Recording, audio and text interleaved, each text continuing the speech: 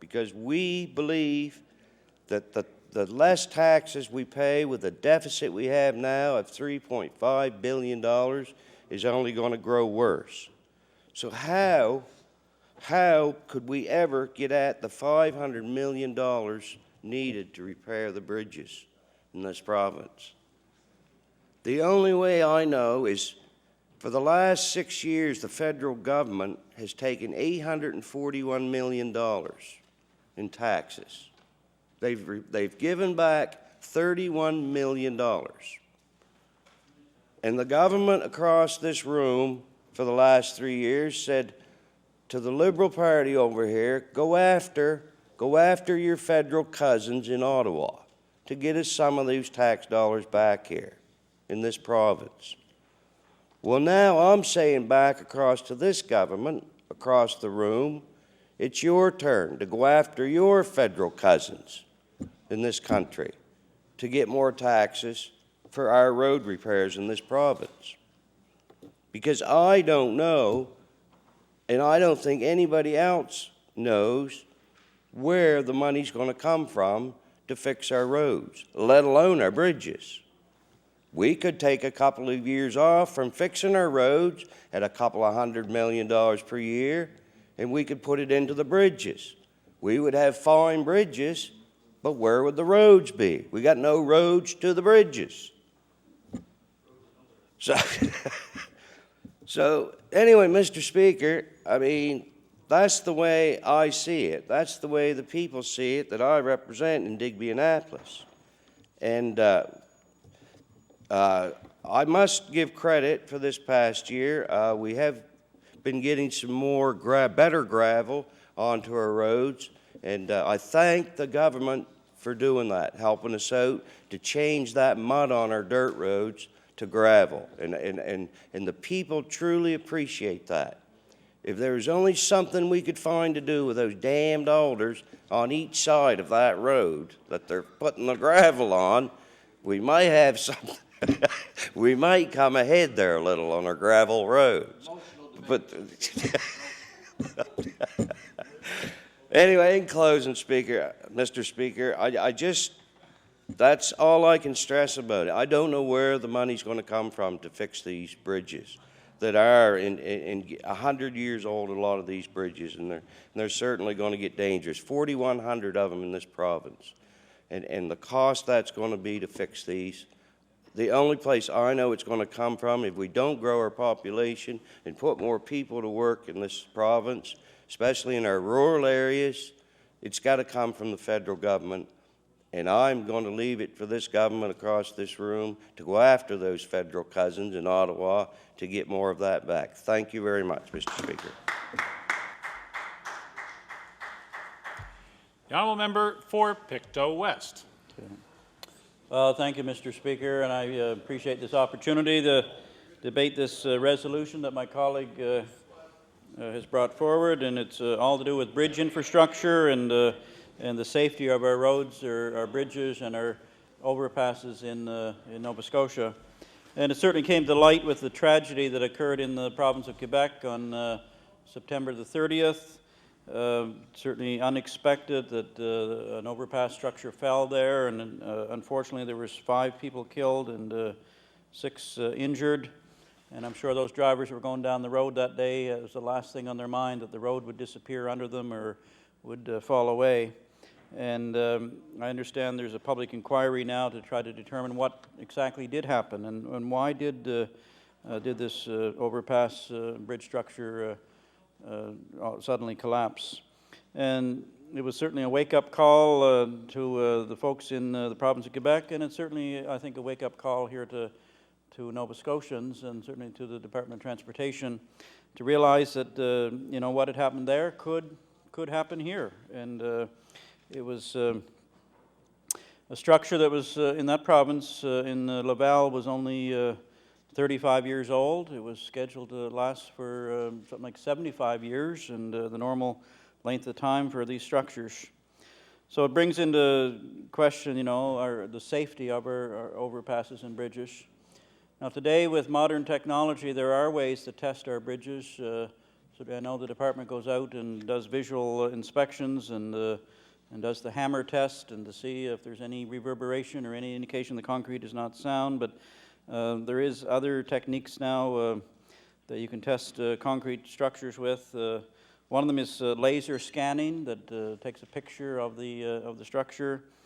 There's ground penetrating radar that gives you a handle on the quality of the concrete within the structure, and there's even remote sensors now that are used. I guess they're implanted into the structure at the time that the bridge is built. And I know the fixed link to PEI has these remote sensors within them, and they're constantly monitored and find out what is the condition of that particular structure. That one is designed to last for 100 years, and they're constantly monitoring it and see how it's doing. So hopefully our local Department of Transportation here is using some of the technology that's available to test the structures here in Nova Scotia and to see how sound that they are, because it is all about public safety. It is something that Nova Scotians are wanting assurance that our bridges and overpasses are safe in this province, and that no similar tragedy would occur as did in Laval in Quebec. That particular structure, I understand, in Laval was built in 1970, and it was built with a mechanism called a Corval joint, or that's the type of mechanism that held the beam to the upright column, and it's sort of like a step structure that it sets down on the column. And I'm not sure how many overpasses we have here in Nova Scotia that are like that, but that would certainly be one good thing to know. How many structures were built with this similar Corval joint? And as we know, all of these bridges or overpasses are built out of concrete, and one of the worst corrosive materials that attack concrete is salt. And certainly in Quebec, there's a lot of road salt used, and that's certainly an indication of perhaps what did happen there in that province. But as you know, Mr. Speaker, here in Nova Scotia, we also use a lot of road salt to keep our highways safer, but it has the disadvantage of corroding materials that it comes into contact with, not just vegetation, but items like concrete can be eaten away by road salt. So it's certainly important that we too test our bridges and overpasses here in this province, considering the amount of salt that comes out of pugwash and is spread on our roads in Nova Scotia. I want to bring to the attention of the House and to the Minister, certainly, and I'm sure he's aware of it, is the badly damaged overpass on the Trans-Canada 104 at Salt Springs in Pictou County. The overpass there over the West River East Side Road was hit by a truck in February of 2005. It's almost 2 years coming up now, and was badly damaged by this large truck hauling a piece of forestry equipment. It struck the overpass and did a lot of damage, and in fact the department has come out and investigated and decided that it's not safe for vehicles to go over the overpass with two-way traffic, but there's traffic lights that control it to one-way only over top the road structure. And it was given some attention here right after the damage to the tragedy in Quebec, and certainly it was on ATV News and other media. But it's very obvious when you look at it. There's a lot of concrete missing. There's steel rods that are exposed. There's rusted exposure on these rods, and it looks bad, although we're told by the department that it's safe to use. But I hope that the minister is listening and that we're able to get that repaired. I'm told in 2007, but the sooner the better, because it's obviously unsafe if traffic cannot go over top of it in two-way direction. In the past, we've had other bridges, of course, that have been damaged or have gone down with a large truck going over it. There was one in Stillwater in Guysborough County in a couple of years back, or I think it was Glen Elg, I guess is maybe the official spot, is it? There's another one in Meteghan in Digby County. Remember correctly, there was another one in Petite Riviere. I believe in Lunenburg County, not within the last few years. So we've had a number of bridges go down that usually to heavy truck traffic, and it's important that all our bridges be constantly monitored, constantly inspected to make sure that they're safe for traffic of any weight that's legal within this province. So bridges, Mr. Speaker, I think are like people. They only have a certain lifespan. They're only going to last so long, and it's true. And the bridge in Quebec was scheduled to be 75 years. Well, that's not uncommon to a human lifespan. But it's important that thorough testing be considered on an ongoing basis, and that our infrastructure is not neglected. As was mentioned by my colleague from Digby, Annapolis, we do have a huge infrastructure deficit in this province, something like $3.5 billion. I think it's actually now up to $4 or $4.5 billion. A good part of that is our bridge infrastructure that's been neglected, something like $560 million.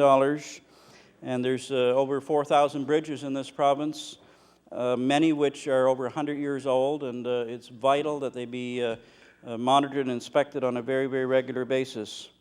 So to sum up, Mr. Speaker, we do have a lot of bridges and overpasses in this province, and some of them are decades old, even over a century, and it's vital that the department has constant up-to-date equipment to look at the testing of these structures and to assure Nova Scotians that we have a safe driving in this province, and to prevent any accident like similar happened in the province of Quebec. So thank you, Mr. Speaker. The Honourable Minister of Transportation and Public Works. Thank you very much, Mr. Speaker, and I want to thank the honourable member for Digby, Annapolis, for bringing forward the resolution this evening. And I note with interest the wording of the resolution that says the Nova Scotia government immediately implement a review of the current state of bridge infrastructure within Nova Scotia, with the goal of implementing a program to help address safety risks.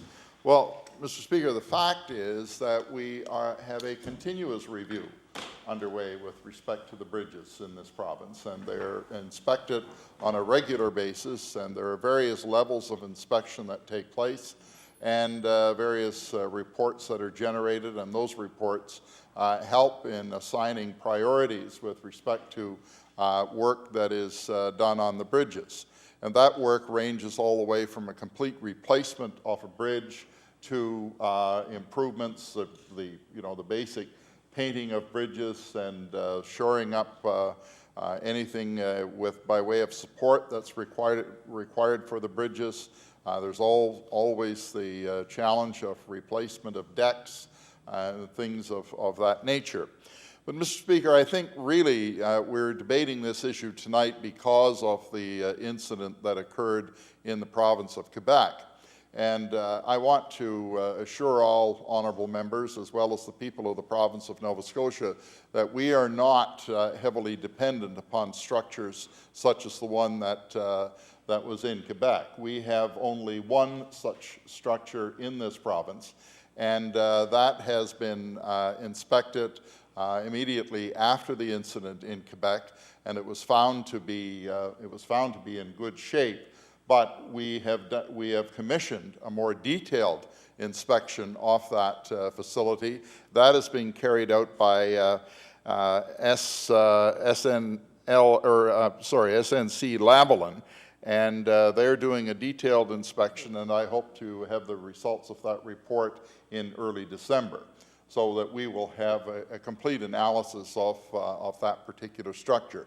But that is the only one in this province that is similar to the situation in Quebec.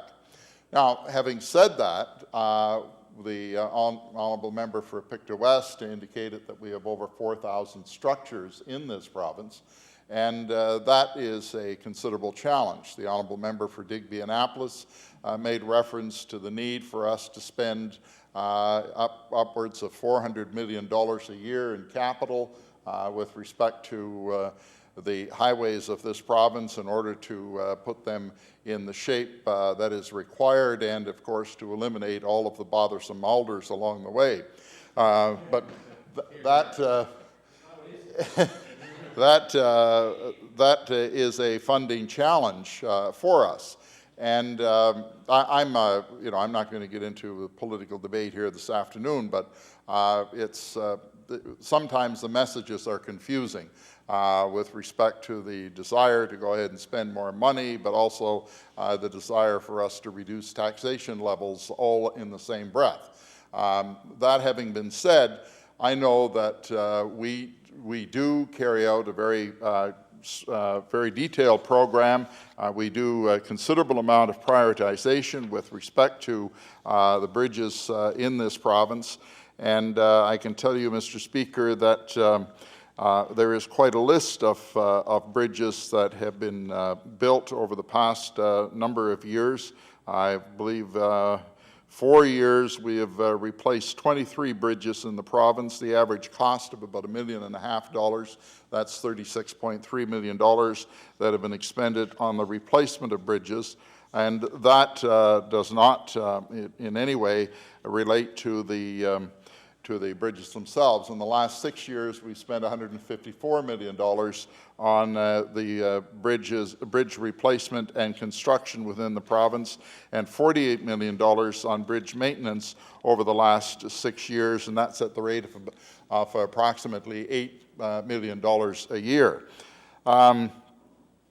This year, we've spent $45 million on maintenance and construction of bridges. Now, there are some bridges, Mr. Speaker, that are of particular interest to members. I know the honourable member for Guysborough, he and I, a couple of weeks ago, Friday, Guysborough Sheet Harbour, I should say, spent a day in his riding, but he took me out of his riding to look at a bridge in Pictou East, because so many people from Guysborough travel that particular road, and the bridge is the Black Brook Bridge on Route 347. And Mr. Speaker, I can tell the House that it is our intention to place that bridge on the capital program this year, and that will constitute a sort of a rerouting of the crossing over the river, and a complete replacement of the bridge that is there. And I know that that's of particular concern to a number of people.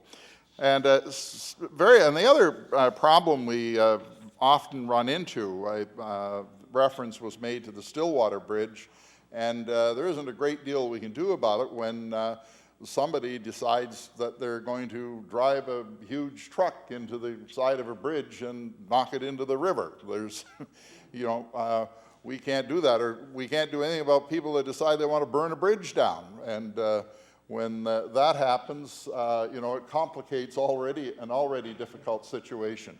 But we've certainly encountered those over the years. I know the honourable member for Lunenburg has had difficulty with people deciding that they want to push bridges into the river rather than keep them over the river.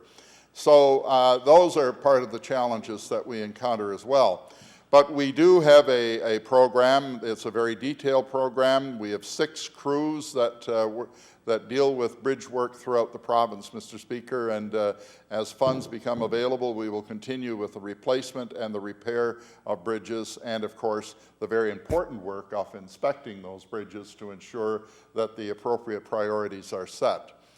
And Mr. Speaker, if time has reached that stage, I know you're anxious to have me move on, and I will, Mr. Speaker, so that you might move on. Thank you. That concludes debate. We stand adjourned until 11 a.m. tomorrow.